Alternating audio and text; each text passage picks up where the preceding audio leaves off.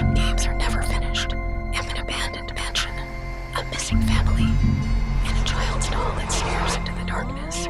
Urban explorer Sarah thought Blackwood Manor was just another spooky legend, but she quickly found out why the locals fear the lullaby that never ends.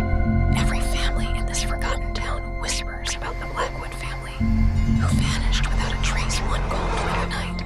Now, all that remains is the grand, desolate manor and the chilling tales of what lingers inside.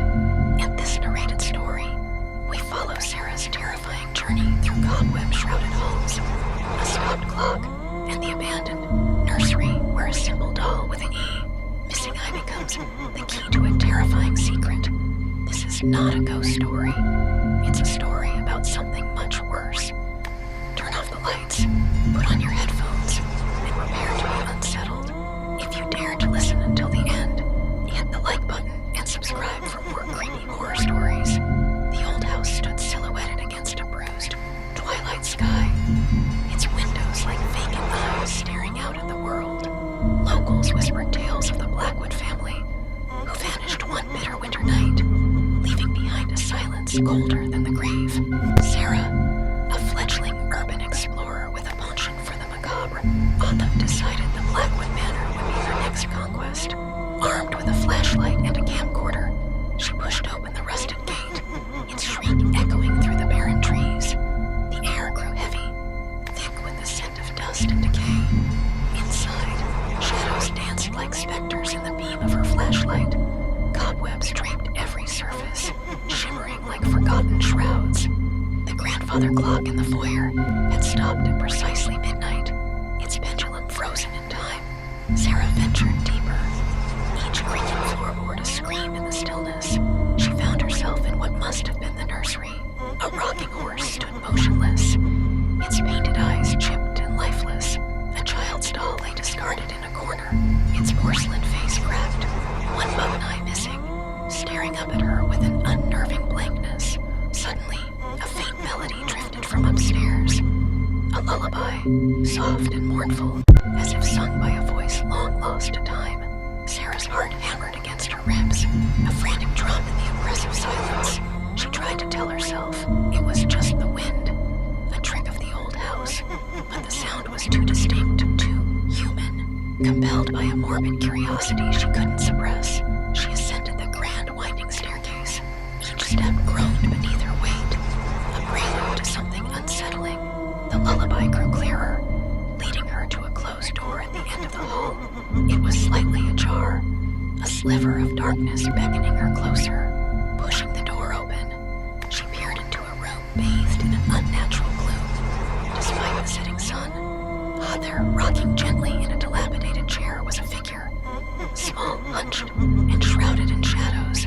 It seemed to be cradling something, and the lullaby emanated from it, a chilling, tuneless hum.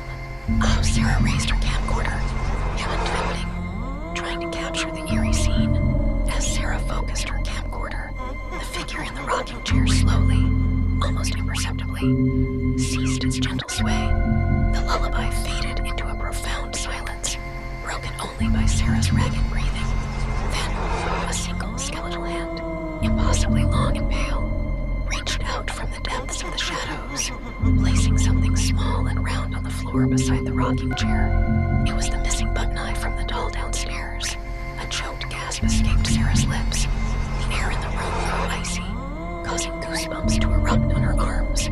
She wanted to run, to scream, but her feet were rooted to the spot, held captive by a terror far deeper than anything she had ever imagined.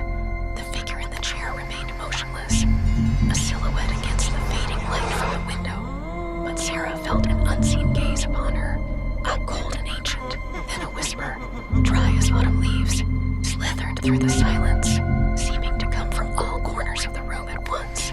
She just wants to play. Sarah's flashlight beam flickered, then died, plunging her into absolute darkness. She heard a soft scuttling sound, like something dragging itself across the wooden floor, moving towards her. Her heart hammered against her ribs, a frantic bird trapped in a cage. She scrambled backward, tripping over something unseen, falling heavily. The camcorder slipped from her grasp, crashing to the floor. A tiny cold hand brushed against her ankle. She screamed a raw, primal sound that echoed through the vast, empty house. Without looking back, she clawed her way to her feet, blindly fumbling for the door frame she knew was there. The scuttling sound intensified, closer now, accompanied by a low, guttural giggle. Bursting out of the room, Sarah stumbled down the dark hallway, her only thought to escape. She didn't bother with the stairs. Instead, throwing herself towards the nearest window she could remember seeing, praying it wasn't too high. Glass shattered as she crashed through, landing hard on the frozen ground outside. Scrambling to her feet, ignoring the pain and the shards of glass embedded in her hands, she ran. She didn't look back at the gaping maw of the window, or the house that seemed to watch her with malicious intent. She just ran through the rusted gate, past the skeletal trees, not stopping until the first faint lights of the town appeared in the distance. She never went near the Blackwood Manor again, but sometimes, on the darkest night, she still hears the unending lullaby.